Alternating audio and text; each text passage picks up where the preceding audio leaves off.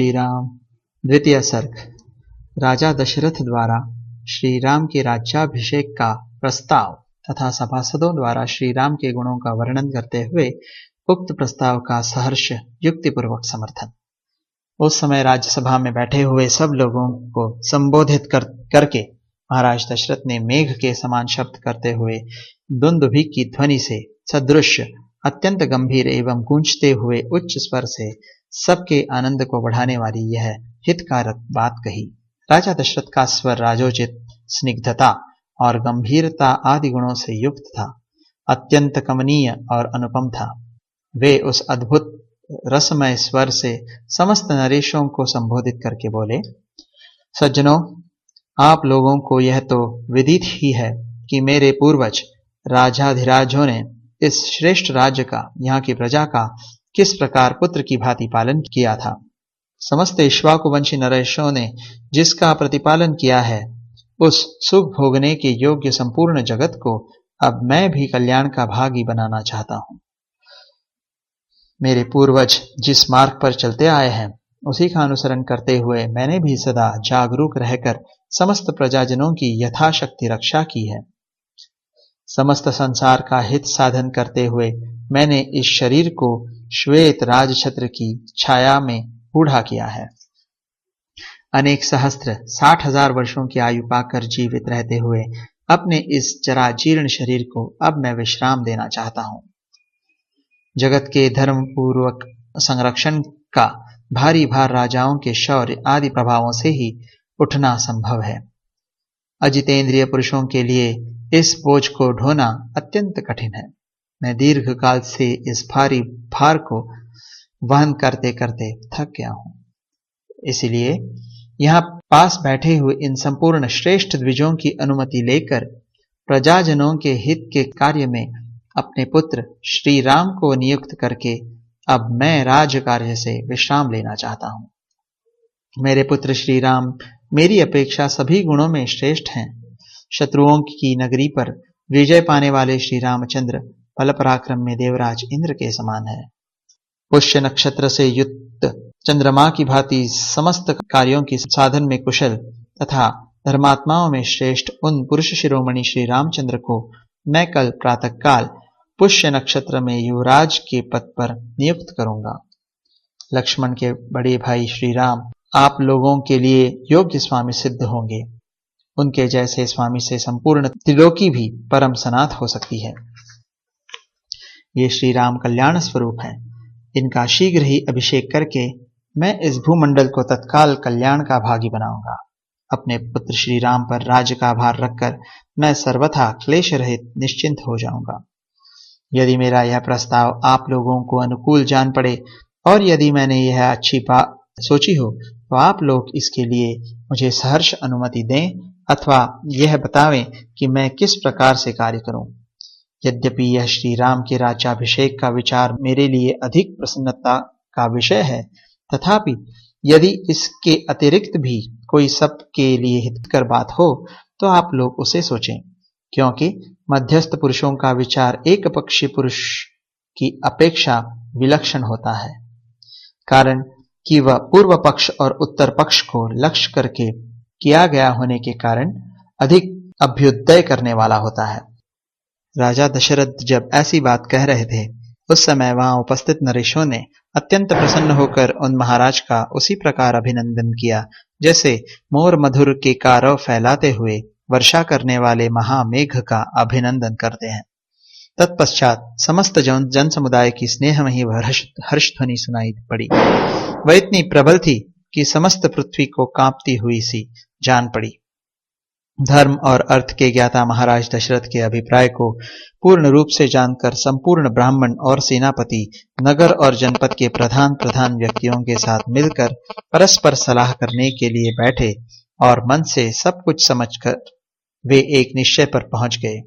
तब बूढ़े राजा दशरथ से इस प्रकार बोले, पृथ्वीनाथ, आपकी अवस्था कई हजार वर्षों की हो गई, आप बूढ़े हो गए, अतः पृथ्वी के पालन में समर्थ अपने पुत्र श्री राम का अवश्य ही युवराज के पद पर अभिषेक कीजिए।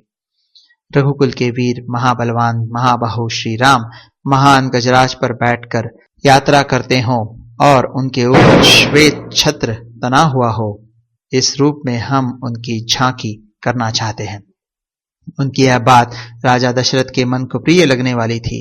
इसे सुनकर राजा दशरथ अनजान से बनकर उन सब के मनोभाव को जानने की इच्छा से इस प्रकार बोले, राजागण, मेरी यह बात सुनकर जो आप लोगों ने श्री राम को राजा बनाने की इच्छा प्रकट की है, इसमें मुझे असंशय हो रहा है, जिसे आपके समक्ष उपस्थित करता हूं। आप इसे सुनकर इसका यथार्थ उत्तर दें। मैं धर्मपूर्वक इस पृथ्वी का निरंतर पालन कर रहा हूं, फिर मेरे रहते हुए आप लोग महाबली श्री राम को युवराज के रूप में क्यों देखना चाहते हैं?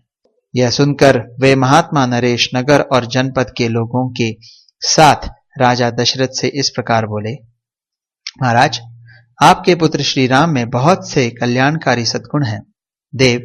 देवताओं के तुल्य बुद्धिमान और गुणवान श्री रामचंद्र जी के सारे गुण सबको प्रिय लगने वाले और आनंददायक हैं। हम इस समय उनका यत्किंचित वर्णन कर रहे हैं, आप इन्हें सुनिए। प्रजानाथ, सत्य पराक्रमी श्री राम देवराज इंद्र के समान दिव्य गुणों से संपन्न है।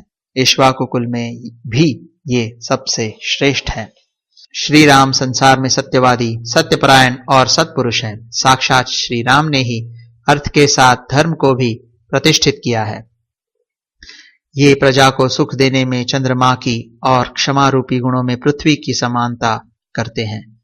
बुद्धि में बृहस्पति और बल पराक्रम में साक्षात शचीपति इंद्र के समान है। श्री राम धर्मज्ञ, सत्य प्रतिज्ञ, शीलवान, आदोषदर्शी, शांत, दीन दुखियों को सांत्वना प्रदान करने वाले, मृदुभाषी, कृतज्ञ, जितेंद्रिय, कोमल स्वभाव वाले, स्थिर बुद्धि, सदा कल्याणकारी, असूया रहित, समस्त प्राणियों के प्रति प्रिय वचन बोलने वाले और सत्यवादी हैं। वे बहुश्रुत विद्वानों, बड़े बूढ़ों तथा ब्राह्मणों के उपासक हैं। सदा ही उनका संग किया करते हैं। इसलिए इस जगत में श्री राम की अनुपम कीर्ति, यश और तेज का विस्तार हो रहा है। देवता, असुर और मनुष्यों के संपूर्ण अस्त्रों का इन्हें विशेष रूप से ज्ञान है।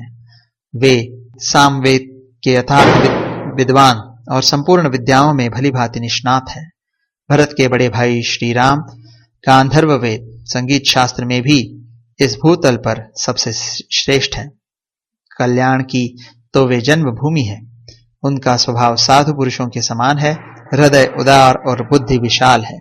धर्म और अर्थ के प्रतिपादन में कुशल श्रेष्ठ ब्राह्मणों ने उन्हें उत्तम शिक्षा दी है। वे ग्राम अथवा नगर की रक्षा के लिए लक्ष्मण के साथ जब संग्राम भूमि में जाते हैं, उस समय वहां जाकर विजय प्राप्त किए बिना पीछे नहीं लौटते।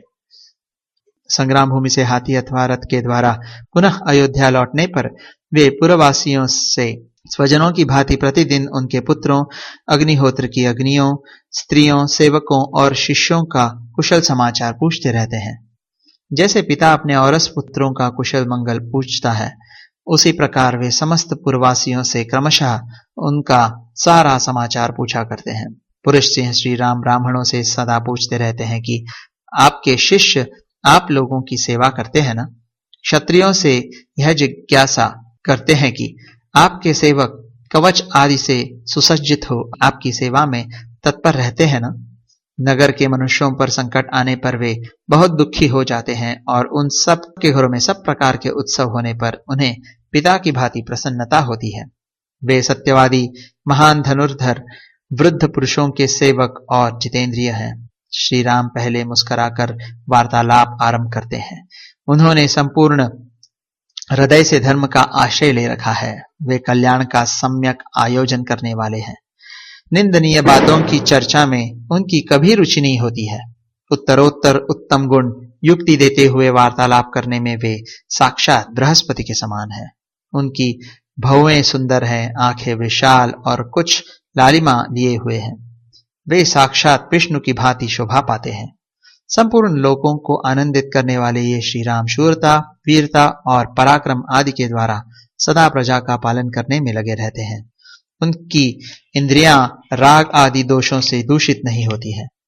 इस पृथ्वी की तो बात ही क्या है, वे संपूर्ण त्रिलोकी की भी रक्षा कर सकते हैं। उनका क्रोध और प्रसाद कभी व्यर्थ नहीं होता है। जो शास्त्र के अनुसार प्राण दंड पाने के अधिकारी हैं, उसका ये नियम पूर्वक वध कर डालते हैं, तथा जो शास्त्र दृष्टि से अवध्य हैं, उन पर ये कदापि कुपित नहीं होते हैं। जिस पर ये संतुष्ट होते हैं, उसे हर्ष में भरकर धन से परिपूर्ण कर देते हैं। समस्त प्रजाओं के लिए कमनीय तथा मनुष्यों का आनंद बढ़ाने वाले मन और इंद्रियों के संयम आदि सद्गुणों द्वारा श्री राम वैसे ही शोभा पाते हैं जैसे तेजस्वी सूर्य अपनी किरणों से सुशोभित होते हैं। ऐसे सर्वगुण संपन्न लोकपालों के समान प्रभावशाली एवं सत्य पराक्रमी श्री राम को इस पृथ्वी की जनता अपना स्वामी बनाना चाहती है।